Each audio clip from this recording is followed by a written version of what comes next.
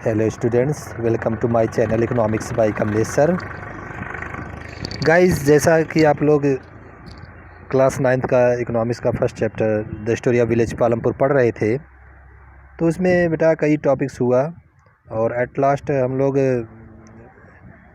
Last topic जो रह गया था नॉन फार्मिंग एक्टिविटीज़ इन पालमपुर, इसको आज पढ़ेंगे। बाकी सभी जो भी एक्टिविटीज़ हुआ है आपके इकोनॉमी में, उससे रिलेटेड एक बार फिर से मैं रिवाइज़ कराता जाऊंगा हर टॉपिक्स को, और आप जो को आज मैं इस स्टोरी ऑफ विलेज पालमपुर को मैं समापन भी कर की ओर ले जाऊंगा और पूरा फाइनलाइजेशन करते हुए चैप्टर को समाप्त करूंगा। तो स्टोरी ऑफ विलेज पालमपुर में आपने देखा था, इस पर कई वीडियो मैं पहले से ही बना चुका हूँ, करीब 7 या 8 वीडियो हो चुका है। ये लास्ट वीडियो आज 9th होगा। तो आप गाइस देखे थे कि कई जो एक्टिविटीज़ इकोनॉमी में हो रही थी या कोई विलेज जैसे पालमपुर है उसमें हो रही थी, तो उसमें फार्मिंग भी था जो प्राइमरी सेक्टर से बिलोंग करता है, एसोसिएटेड है। सेकेंडरी सेक्टर था या थर्ड टेरिटरी सेक्टर जो था, तो उसमें क्या रोल थी। प्राइमरी सेक्टर में आपका फार्मिंग था, माइंस काम था, फिशरीज़ था, फॉरेस्टरीज़ था। सेकेंडरी सेक्टर में आपका मैन्युफैक्चरिंग था, कंस्ट्रक्शन था, कंडक्शन था, वाटर एंड इलेक्ट्रिसिटी सप्लाई था। थर्ड वाले में सभी सर्विसेज थे। तो प्राइमरी सेकेंडरी टेरिटरी सेक्टर में आपने अच्छी तरह से देखा था क्या क्या एक्टिविटीज़ हो रही थी। तो वहाँ पर आपने ओवरव्यू देखा था, इंट्रोडक्शन भी आपने पालमपुर का अच्छी तरह से इंट्रोड्यूस हुए थे कि क्या इसके अंदर इंट्रोडक्शन है पालमपुर के बारे में। इसके बाद जो ऑर्गेनाइजेशन था, फैक्टर्स ऑफ प्रोडक्शन है, इसको भी हम लोग देखे थे कि 4 फैक्टर्स ऑफ प्रोडक्शन होते हैं, उनको कंट्रीब्यूशन ऑफर के रूप में उन्हें क्या क्या दिए जाते हैं। तो land, labour, capital and entrepreneur 4 factors of production है और उनके contribution offer rent, wage, interest and profit ये प्रोवाइड किया जाता है। तो उसके बाद पालमपुर के बारे में चर्चा शुरू हुई थी और हर फैक्टर्स ऑफ प्रोडक्शन का अच्छी तरह से एक्सप्लेनिंग भी हुआ था। तो लैंड पहले आया था, तो लैंड के बारे में ये डिस्कशन हो रहा था कि क्या लैंड फिक्स्ड है या इसमें कुछ घटोतरी या बढ़ोतरी किया जा सकता है। तो इसको भी देखे थे कि कल्टीवेशन जो लैंड है क्योंकि फर्टाइल होता है, बहुत लॉन्ग टर्म से वो उस पर खेती की जा रही होती है, इसलिए वो शॉर्ट टर्म में इसको हम कल्टीवेशन के लिए वास्ट लैंड को यूज में नहीं ला सकते हैं, इसलिए बराबर उसी पर ही बने रहते हैं खेती करने के लिए। इसके अलावा देखे थे, is there a way one can grow more from the same land. क्या एक ही लैंड पर, सेम लैंड पर अधिक से अधिक वैरायटी के पौधे को उगा सकते हैं? उस पर भी हम देखे थे किस मेथड का यूज करके कर सकते हैं, जैसे मल्टीपल क्रॉपिंग था। हाँ, तो हमेशा खेत को यूज में लाते रहते हैं, आइडल खेत नहीं पड़ा रहता। रबी की खेती करते हैं, पूरे एक सीज़न में रबी की खेती, खरीफ की खेती और उसके अलावा जायद की खेती भी करते हैं। तो ये सब हम लोग देखे थे। इसी के थ्रू आया था मॉडर्न फार्मिंग भी आया था, जिसमें हम लोग जो हाई वैरायटी सीड होते हैं उसका यूज करते हुए कैसे अधिक से अधिक पेस्टिसाइड और फर्टिलाइज़र्स का यूज़ करते हैं और उसके थ्रू हम अधिक से अधिक प्रोडक्टिविटी प्राप्त करते हैं। लेकिन इसको ये सब करने से पहले सबसे पहले में इरिगेशन फैसिलिटीज़ को स्टेबलाइज करना होता है और अधिक से अधिक इनपुट की रिक्वायरमेंट होती है, जिससे मशीनरीज और इक्विपमेंट, टूल्स है, ये सब हम लोग एडजस्ट कर सकें, इसको हम लोग परचेज कर सकें। तो मॉडर्न फार्मिंग के पीछे कितनी बड़ी जो है हम लोगों के लिए रिक्वायरमेंट होती है, क्या क्या चीज़ों की रिक्वायरमेंट होती है, ये सब भी इसी के थ्रू देखे थे।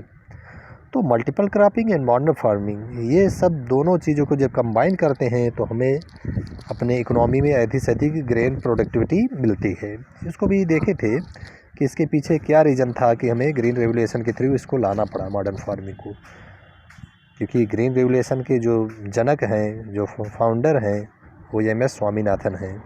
इसको आपके समर असाइनमेंट में जो वर्क दिया गया है इसके बारे में डिस्कशन भी किए हैं कि सेकंड जो वर्ल्ड वार था 1939 से लेकर 1945 तक हुआ था, उसके थ्रू जब हमें बहुत बड़े संकट का विशेष को फेस करना पड़ा, संकट का सामना करना पड़ा, जब युद्ध हुआ तो पूरी इकोनॉमिक कंडीशन गड़बड़ हो गई। तो इसके थ्रू अपना कृषि प्रधान देश के लिए हमें अपनी जीडीपी को बढ़ाने के लिए, इनकम बढ़ाने के लिए, राष्ट्रीय आय को अधिक से अधिक प्राप्त करने के लिए, रोजगार के अवसर अधिक से अधिक क्रिएट करने के लिए, ग्रेन प्रोडक्टिविटी बढ़ाने के लिए एम एस स्वामीनाथन का एक बहुत अहम योगदान है। इन्होंने अपने विचार से ये हरित क्रांति, ग्रीन रेवोल्यूशन को अस्तित्व में लाए, जो कि 1960 के बाद आया। वैसे आपकी बुक में 1960 दिया है, लेकिन इसका जो है इम्पैक्ट पड़ा, इसका जो मेन इफ़ेक्ट देखने को पड़ा वो 1966 में आया। तो इसके बाद जो है हमें मॉडर्न फार्मिंग का, इस पर अधिक से अधिक फोकस करना पड़ा। उनका सुझाव था कि मॉडर्न फार्मिंग को अधिक से अधिक यूज करके हम ओवर यूटिलाइजेशन कर सकते हैं नेचुरल रिसोर्सेज का, क्योंकि साइंटिफिक रिपोर्ट बताता है कि मॉडर्न फार्मिंग जो बेस होता है वो अधिक से अधिक नेचुरल रिसोर्सेज का ओवर यूटिलाइजेशन के बेस पर ही डिपेंडेंट है। तो ये सब देखे थे बेटा।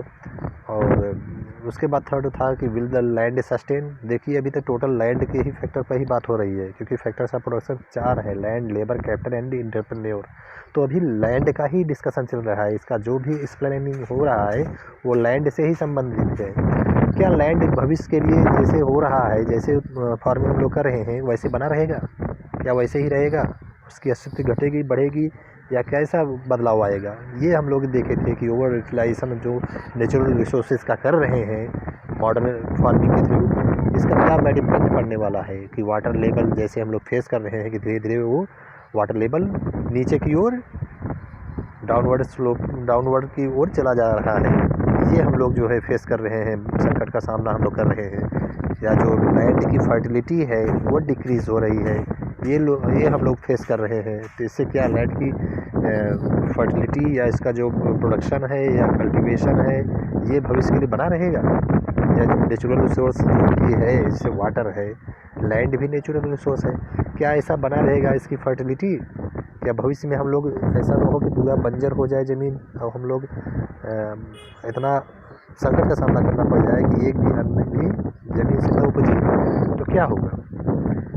यही सब डिस्कशन करता है। इसके कुछ मेरिट भी हैं मॉडर्न फार्मिंग की और कुछ डिमेरिट भी हैं, क्योंकि साइंटिफिक रिपोर्ट क्या कहता है, मॉडर्न फार्मिंग नेचुरल रिसोर्स के ओवर यूटिलाइजेशन बेस पर डिपेंडेंट है। तो ऐसा ये सस्टेनेबल डेवलपमेंट को कतई ही नहीं दिखाता है, क्योंकि उतना ही उपयोग करो जो भविष्य में आने वाली पीढ़ी भी इससे वंचित ना हो। नेचुरल रिसोर्स का उतना ही हम लोग जो है यूटिलाइजेशन करें, जिससे कि भविष्य में आने वाली पीढ़ी भी इसका उपभोग करने से वंचित न हो, वो भी उपभोग कर सके। लेकिन सस्टेनेबल डेवलपमेंट को ये क्रिटिसाइज करता है, यानी हम लोग इसका अनदेखा करते हैं, इग्नोर करते हैं, इसका बैड इम्पैक्ट भविष्य में पड़ने वाला है। तो ये लोग हम लोग देखे थे। फोर्थ आपका था how is land distribution between the farmers of Palampur. Palampur के जो किसान थे उनके बीच में लैंड का डिस्ट्रीब्यूशन कैसा था? वहाँ हम लोग देखे थे inequality and irregular and inequality यहाँ देखने को मिला था। अनियमितताएँ और असमानताएँ व्याप्त थी। कैसे व्याप्त थी? जो गरीब लोग अपने भारत में इकोनॉमी में अधिक मेजॉरिटी है, उनकी पॉपुलेशन डेंसिटी अधिक है, उनकी नंबरिंग पॉपुलेशन में बहुत मोस्टली अधिक है, तो लैंड का साइज़ बहुत मिनिमम दिया गया है। और जिनकी मेजॉरिटी नहीं बल्कि बहुत ही मिनिमम पॉपुलेशन के हैं, धनी लोग हैं, उनको लैंड एरिया इतना अधिक हेक्टेयर एरिया दे दिया गया है, जो वो खुद लैंड भी नहीं, अपने लैंड पर कल्टीवेशन भी नहीं करते हैं, वो सिर्फ विलासिता जीवन व्यतीत करना चाहते हैं, अधिक से अधिक विलासिता की वस्तुओं पर उपभोग पर ही आश्रित रहते हैं, खेती नहीं करते हैं। और उनका जो लैंड है जो अधिक हेक्टेयर का है वो वास्ट लैंड बना रहता है, और बहुत कम ही धनी लोग अपने खेतों में खेती करते हैं या वो खेती करवाते हैं फार्मिंग लेबर के रूप में, लेकिन उनका वास्ट लैंड का जो क्वांटिटी है, हेक्टेयर एरिया है, वो अधिक है। इसलिए जो डिस्ट्रीब्यूशन है लैंड का वो बहुत इनइक्वालिटी है, इनरेगुलरिटी है, ये दिखाता है। इसको सरकार को फोकस करना चाहिए, इसको एक इक्वल सिचुएशन में लाना चाहिए, इक्वल पोजीशन में लाना चाहिए, डिस्ट्रीब्यूशन सही करना चाहिए, जिससे कि जो कल्टीवेशन के लिए इच्छुक हैं, जो लैंडलेस फार्मर हैं, उनको भी लैंड प्रदान किया जाए, जिससे अपनी इकोनॉमी में फार्मिंग और बेटर हो। जिससे उससे जीडीपी बढ़े, नेशनल इनकम बढ़े। ऐसा सरकार को अपनी भूमिका निभानी चाहिए। फिर था who will provide the labour को कौन प्रोवाइड करेगा? तो भाई जो गरीबी तबके से होते हैं, जिनके पास लैंड ही नहीं है, लैंडलेस हैं, स्मॉल फार्मर हैं, मार्जिनल फार्मर हैं, जिनका हेक्टेयर लैंड का हेक्टेयर 1 हेक्टेयर से कम लैंड है या 2 हेक्टेयर से कम लैंड है, वो चाहते हैं कि अधिक से अधिक हमें कहीं जॉब मिले, क्योंकि वो अपने खेती पर ही पूरे साल का जो है अनाज नहीं उत्पादित कर सकते, पूरे अपने फैमिली को अच्छी तरह से सर्वाइव पूरे साल भर अपने खेती से उपजे अनाज से नहीं कर सकते। इसलिए वो चाहते हैं कि फार्म लेबर के रूप में कहीं वर्क मिल जाए, जिससे कुछ अर्निंग भी होता रहे और जिसके सहारे दोनों को कंबाइन करते हुए अर्निंग का भी सहारा मिल जाए, अपनी खेती में कुछ उपजे हुए अनाजों का सहारा मिल जाए, पूरे सेशन में पूरे सीजन में वो अपना जीवन यापन अच्छी तरह से कर सके। इसलिए जो लेबर प्रोवाइड करते हैं वो धनी लोगों की कतई नहीं करते हैं, वो केवल विलासितापूर्ण जीवन व्यतीत करना चाहते हैं। तो लेबर को प्रोवाइड वही करता है जो गरीब होता है, जो हार्ड वर्क करता है। तो ये सब देखते हुए हम लोग ये भी देखे थे, the capital needed in farming. The capital भी फार्मिंग में बहुत रिक्वायरमेंट होती है, क्योंकि मॉडर्न फार्मिंग में तो इसका एक वाइटल रोल है। अधिक से अधिक इनपुट की रिक्वायरमेंट होती है, क्योंकि हमें हाई यील्डिंग वैरायटी सीड्स जो बहुत कॉस्टली हैं वो कॉस्टली रेट मिलते हैं। उसके बाद जो भी साइंटिफिक मेथड से या जो नए इनोवेशन टेक्नोलॉजी से हम लोग इक्विपमेंट इंस्ट्रूमेंट टूल्स तैयार किए हैं, वो भी बहुत मस्ट रिक्वायरमेंट होती है मॉडर्न फार्मिंग में। ये सब परचेज करना पड़ता है और इरिगेशन फैसिलिटीज़ भी स्टेबलाइज करनी पड़ती है। उसके बाद अलावा इलेक्ट्रिसिटी का भी अधिक से अधिक हमें इसमें यूज करना होता है। तो ये सब कंबाइन करके ही मॉडर्न फार्मिंग का हम अधिक से अधिक उसका बेस्ट रिजल्ट दे पाते हैं। तो इसलिए अधिक से अधिक इनपुट की आवश्यकता होती है। ट्रेडिशनल फार्मिंग इतनी इनपुट की आवश्यकता नहीं होती, क्योंकि जो चीज़ हम लोग यूज करते हैं वो घर का ही होता है। जैसे कि ट्रेडिशनल फार्मिंग हम लोग जो प्लॉइंग करते हैं, खेती के मतलब की जुताई करते हैं, वो बुलक के द्वारा वो पुराने खेती में होता था। लेकिन अब मॉडर्न फार्मिंग में ट्रैक्टर का यूज होने लगा, हार्वेस्टर का यूज होने लगा, कल्टीवेटर का यूज होने लगा, और उसके बाद थ्रेसरी का यूज होने लगा। तो ऐसे ही कई इक्विपमेंट और इंस्ट्रूमेंट के सहारे से मेथड ही फार्मिंग का चेंज हो गया। मॉडर्न फार्मिंग में बहुत एबुडेंट इनपुट्स की रिक्वायरमेंट होती है। तो ऐसा बेटा हम देखते उसके आगे बढ़ते हुए sales of surplus for produce, sale of surplus for products. जो सरप्लस होता है इसके अलावा हम लोग उसको सेल कर देते हैं। तो हम लोग लैंड भी देखे, लेबर भी देखे, उसके बाद इनपुट के लिए हम लोग कैपिटल के लिए,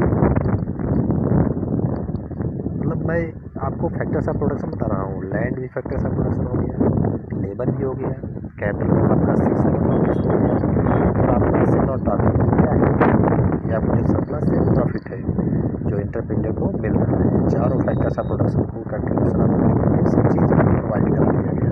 इसमें आप लोग ज़्यादा फोकस करिए, क्योंकि चारों फैक्टर्स ऑफ प्रोडक्शन का जैसे 7 टॉपिक्स तक डिस्कशन हुआ है।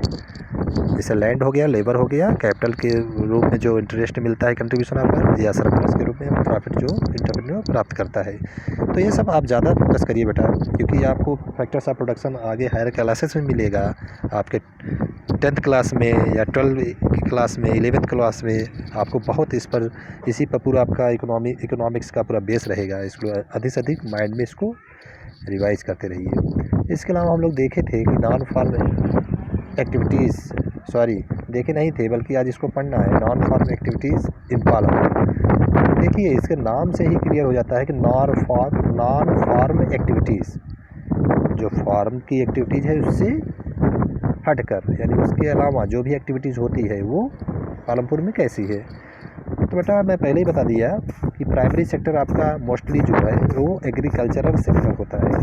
मीन्स आपकी खेती का काम, वन उद्योग, फॉरेस्टरीज़ का काम, माइंस का काम, यानी जो खनन एक्सकेवेशन होता है, जो खनन होता है ज़मीन से, जो भी कोयला निकालते हैं, सोना चांदी निकालते हैं, फ्यूल्स निकालते हैं, जो भी रिसोर्सेज निकालते हैं ज़मीन से, वो माइंस का काम होता है।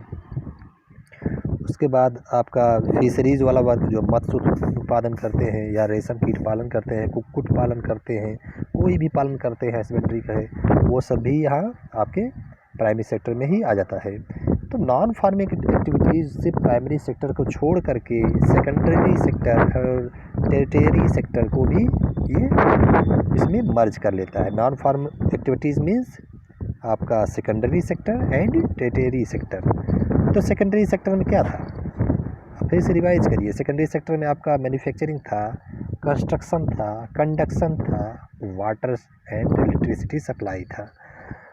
वाटर सप्लाई एंड इलेक्ट्रिसिटी, ये 4 सेक्टर आपके सेकेंडरी सेक्टर से बिलोंग करते हैं। और थर्ड आपका पूरा टोटली जो है सर्विस सेक्टर था।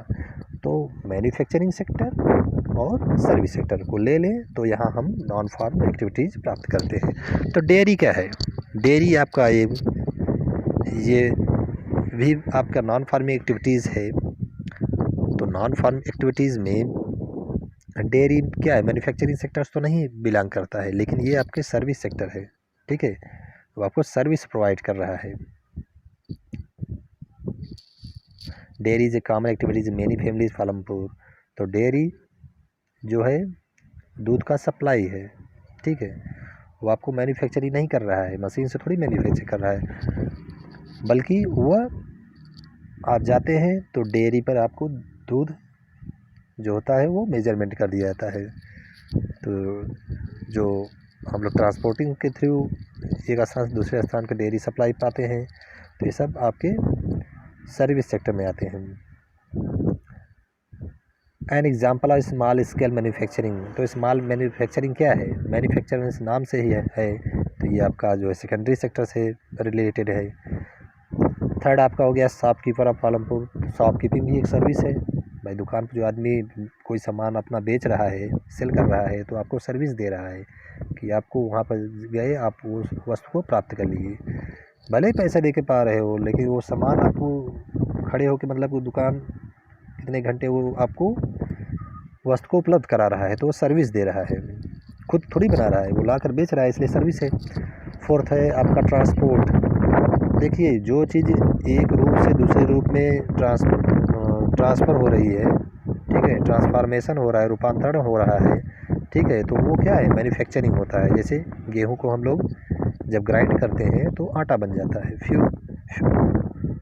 तो जो आटा बनता है फ्लोर बन जाता है। तो फ्लोर से हम क्या पाते हैं, हम देखते हैं कि गेहूं का जो रूपांतरण हो गया एक पिसे हुए फॉर्म में, तो मैन्युफैक्चरिंग हो गया। यानी एक रूप से दूसरे रूप में जब कोई चीज़ मानव अपने उपयोग के लिए रूपांतरित करता है तो वो मैन्युफैक्चरिंग कहा जाता है। तो मैन्युफैक्चरिंग तो सेकेंडरी सेक्टर से एसोसिएटेड है, लेकिन आपका जैसे हो गया ये डेयरी हो गया, शॉपकीपिंग हो गया, ट्रांसपोर्टिंग हो गया, ये सब आपका टेरिटरी सेक्टर से एसोसिएटेड है, यानी आपका ये सर्विस सेक्टर से मैटर रखता है। तो दोनों क्षेत्र का सिर्फ फार्मिंग सेक्टर यानी प्राइमरी सेक्टर को छोड़ करके कोई भी एक्टिविटी चाहे सेकेंडरी सेक्टर से मैटर रखता हो, बिलोंग करता हो, चाहे आपको टेरिटरी सेक्टर से मैटर रखता हो, एसोसिएटेड हो, ये आपका नॉन फार्म एक्टिविटीज़ में आता है। तो बेटा धीरे धीरे चैप्टर की ओर हम लोग समापन की ओर बढ़ गए हैं, और एट लास्ट मैं चाहता हूँ समरी को पढ़ता जाऊँ और आपको समापन की ओर ले चलता जाऊँ। समरी में है farming is the main production activities in the village. तो विलेज में मेन एक्टिविटीज़ फार्मिंग है पालमपुर में। Over the years there have been many important changes in the way farming is practice. तो बहुत बीते साल में हम लोग देखते आ रहे हैं कि बहुत से चेंजेस इंपॉर्टेंट भी फार्मिंग में होती आई है। These have allowed the farmers to produce more crops from the same amount of land. तो जब वैज्ञानिक तकनीक से बढ़ने से जो भी चेंजिंग आई, फार्मिंग तरीक़ों में बदलाव आया, उससे हम लोग अधिक से अधिक उस सेम लैंड पर अधिक से अधिक प्रोडक्टिविटी को प्राप्त किए। एक ही पौधे में अधिक अनाज को हम देखें। This is an important achievement, जो कि एक बहुत इम्पॉर्टेंट अचीवमेंट हम लोग हासिल किए। Since land is fixed and scarce, क्योंकि लैंड जो है फिक्स्ड है और स्केयर्स है, दुर्लभ है।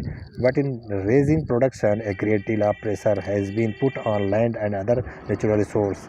लेकिन उत्पादकता के अधिक जो है बढ़ने से, उसका ग्रेट डील होने से एक प्रेशर पड़ा कि एक ही लैंड पर हम नेचुरल रिसोर्स का अधिक से अधिक ओवर यूटिलाइजेशन कर सकें।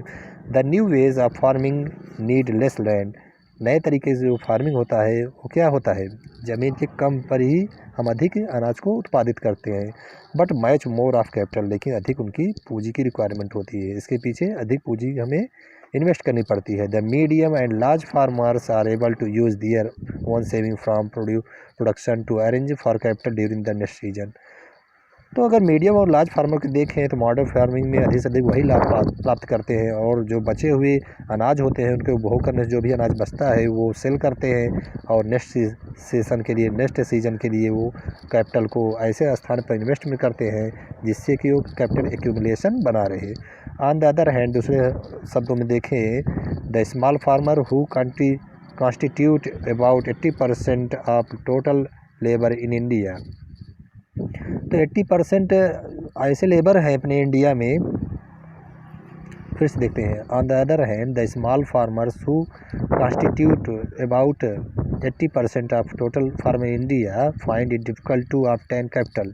लेकिन 80% ऐसे पुअर फैमिली से बिलोंग करते हैं जो कि उस कैपिटल को गेनिंग करने में बहुत डिफ़िकल्टीज़ फेस करते हैं, क्योंकि वो जब जाते हैं बड़े किसान के पास तो उनको हाई इंटरेस्ट रेट जैसे 24% इंटरेस्ट रेट पर पालमपुर में दिखाया गया था, वो जब उस पर ऋण प्राप्त करते हैं तो उनका अधिक से अधिक शोषण होता है। तो ऐसे सिचुएशन में वो चाहते हैं कि कम से कम इंटरेस्ट रेट पर उनको मिले, जिससे वो अधिक से अधिक कम ब्याज दर पर उसका अधिक से अधिक यूटिलाइजेशन करें। तो ये सब देखते हुए हम लोग देख भी रहे थे कि गवर्नमेंट को अधिक से अधिक बैंकिंग इंस्टीट्यूशनल को स्टेबलाइज करना चाहिए और कम से कम इंटरेस्ट रेट पर उनको लोन क्रिएट करना चाहिए। तो बेटा उनकी कुछ मजबूरी भी थी, उनको कोई ऐसा बॉन्ड नहीं था कि वो रख करके बैंक में कम इंटरेस्ट रेट पर गवर्नमेंट के बैंकिंग इंस्टीट्यूशनल से कम इंटरेस्ट रेट पर वो लोन प्राप्त कर सकें। उनकी भी मजबूरी थी, और इस मजबूरी का वो मीडियम और लार्ज फार्मर बखूबी लाभ उठाते हुए उनको हाई इंटरेस्ट रेट पर लोन देते हैं, और कंडीशन भी रखते हैं कि जो हार्वेस्ट सीजन या कल्टीवेशन सीजन है उस पर वो कम मजदूरी दर पर उनके यहाँ काम करेंगे, तभी वो लोन क्रिएट करेंगे। तो उनका एक प्रकार से जो हार्ड वर्क के रूप में काम लेते हुए उनका शोषण करते हैं कम मजदूरी दर पर। एक तरफ से ये शोषण हुआ पूरा फैमिली जो गरीब तबके के हैं, फार्म लेबर हैं, दूसरे उनको हाई इंटरेस्ट रेट पर, अगर स्मॉल फार्मर हैं तो उनको हाई इंटरेस्ट रेट पर कैपिटल जो इशू किया जाता है, तो इनसे दोनों तरफा उनका शोषण ही होता है बेटा, इसलिए वो बहुत फेस करते हैं। 80% ऐसे हैं बहुत फेस करते हैं। तो कहाँ तक पहुँचे थे? 80% farmer in India find it difficult to obtain capital, ठीक है, because of small size of their plots, क्योंकि उनका जो खेती वाला प्लाट है बहुत ही स्मॉल साइज है। दियर प्रोडक्शन इज नॉट इनफ, इसके अलावा प्रोडक्शन भी बहुत पर्याप्त नहीं है कि वो साल भर उसी से जीवन यापन अच्छी तरह से अपना और अपने परिवार का जीवन यापन कर सकें, इसलिए वो उनकी मजबूरी बन जाती है कि वो बड़े किसान के पास जाते हैं, चाहे वो काम की तलाश में जाते हो चाहे लोन क्रिएशन के लिए। The lack of surplus means that they are unable to obtain capital from their own saving. उनकी बचत ही इतना कम होती है कि वो असमर्थ हो जाते हैं कि उससे वो पूंजी बना सकें, इसलिए उनकी बचत न होने से उनकी पूंजी नहीं बन पाती, या पूंजी ही नहीं बन पाएगी तो कैसे वो मॉडर्न फार्मिंग के लिए इनपुट के रूप में यूज करेंगे। द हैव टू बारो, इसलिए उनको क्या करना पड़ता है, ऋण लेना पड़ता है। बिसाइड्स द डेप्ट many of small farmers have to do additional work as farm labour to feed themselves and their family. मैं पहले ही बता दिया कि अपनी खेती पर ही उनको पूरे सीजन में उनका सरवाइव करना इतना दुश्वार हो जाता है कि वो नहीं कर पाते हैं, बहुत हार्ड हो जाता है, डिफ़िकल्ट टास्क हो जाता है कि ये अपने कम हेक्टेयर के लैंड पर पूरे सीजन अपना और अपने परिवार का जीवनयापन कर सकें। इसलिए वो फार्म लेबर के रूप में वो इधर उधर सर्च रहते हैं जॉब के लिए कि कहीं फार्म लेबर के रूप में इनको जॉब पर रख दिया जाए। Besides the debt, many of small farmers have to do additional work as farm laborer to feed themselves and their family। तो डेप्ट के अलावा स्मॉल फार्मर के अलावा उनको कई प्रकार से उनको लोन भी लेना पड़ता है जिससे कि वो अच्छी तरह से अपने खेती कर सकें और उनको जॉब के रूप में कुछ वर्क मिलता रहे जिससे वो अर्निंग भी कर सकें, इसलिए उनको जाना पड़ता है। इट वुड बी आइडियल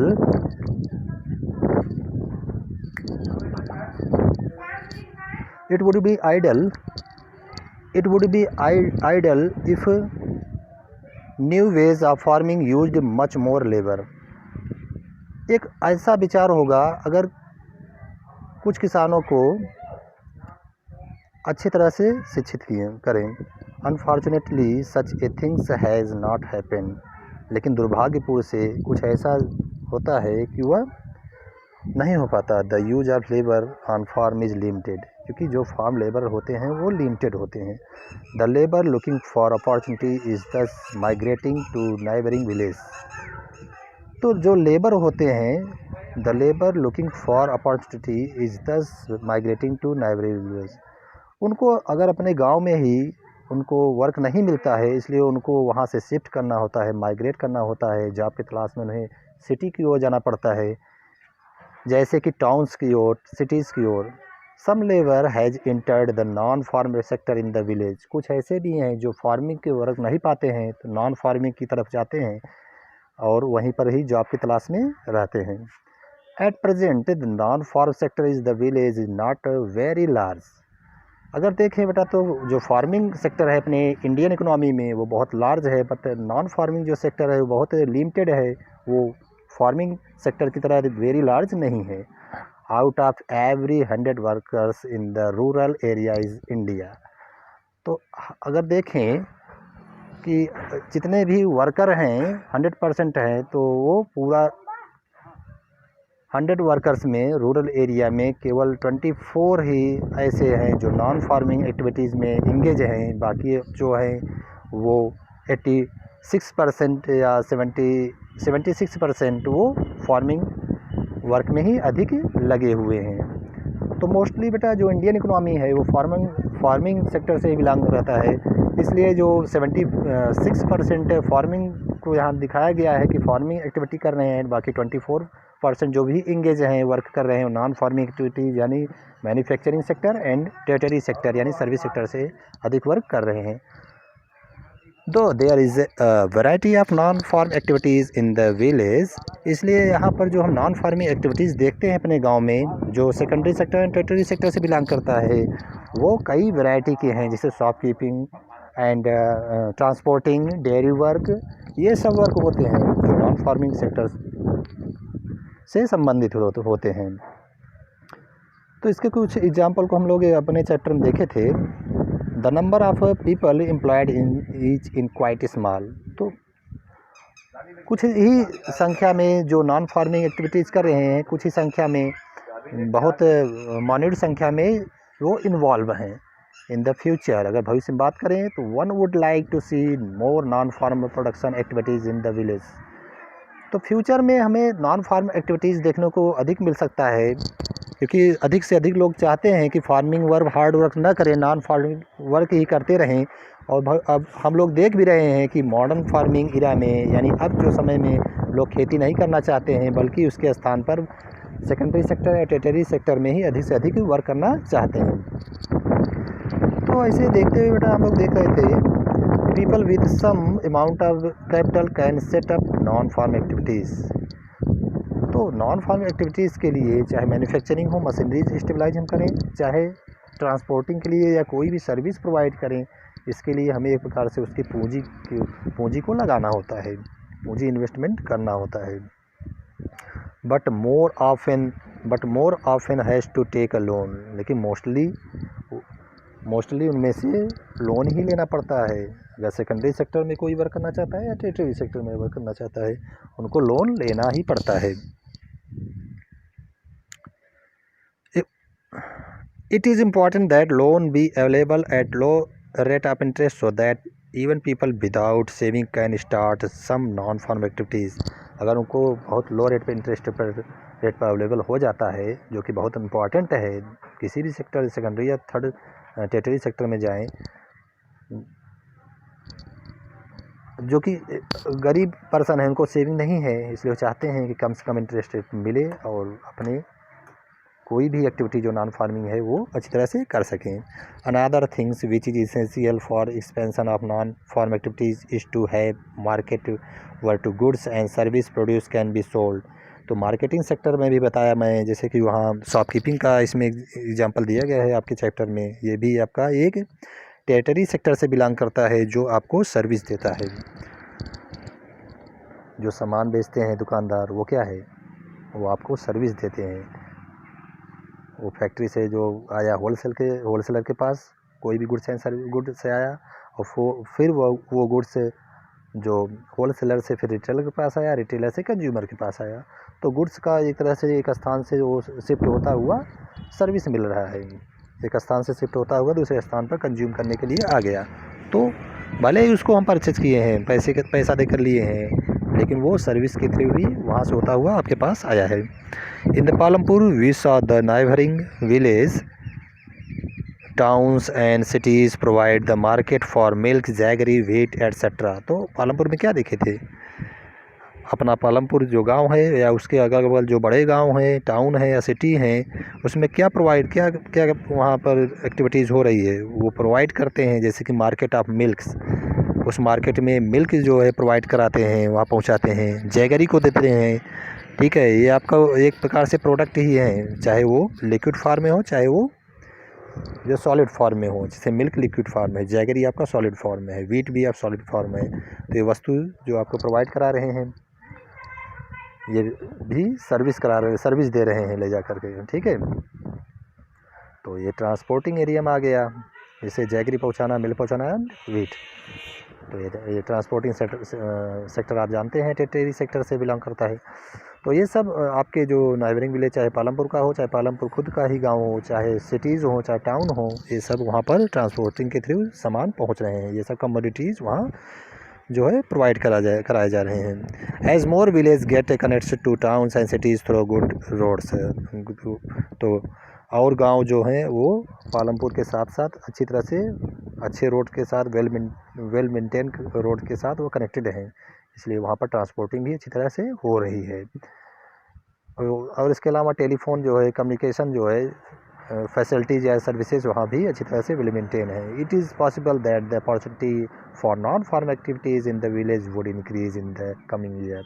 इससे ये अनुमान लगाया जा रहा है कि आने वाले समय में नॉन फार्म एक्टिविटी यानी सेकेंडरी सेक्टर, जो सर्विस सेक्टर का अधिक जो है बोलबाला बढ़ सकता है, और हो भी रहा है बेटा। इसमें जीडीपी में अधिक से अधिक जो है शेयर आपका टेरिटरी सेक्टर से ही अधिक जुड़ा हुआ है। यानी जीडीपी का जो ज़्यादा शेयर हम लोग देखते हैं कि कितना सर्विस सेक्टर से आपका जीडीपी में इनकम आ रहा है, वो आपका अप्रॉक्सिमेटली 60% के एबव आ रहा है। इसलिए भविष्य में आने वाले समय में नॉन फार्म एक्टिविटीज़, चाहे मैन्युफैक्चरिंग हो, चाहे वो सर्विस सेक्टर हो, दोनों को अगर इंक्लूड कर दें तो अपकमिंग टाइम में, अपकमिंग ईयर में हमें अधिक से अधिक इसका शेयर देखने को मिल सकता है कि नेशनल इनकम या जीडीपी में, ग्रॉस डोमेस्टिक प्रोडक्ट या जीएनपी में, ग्रॉस नेशनल प्रोडक्ट में सब ज़्यादा शेयर इसका ही होने वाला है, क्योंकि हो भी रहा है। अभी भी देखें तो जीडीपी या जीएनपी में मोस्टली आपका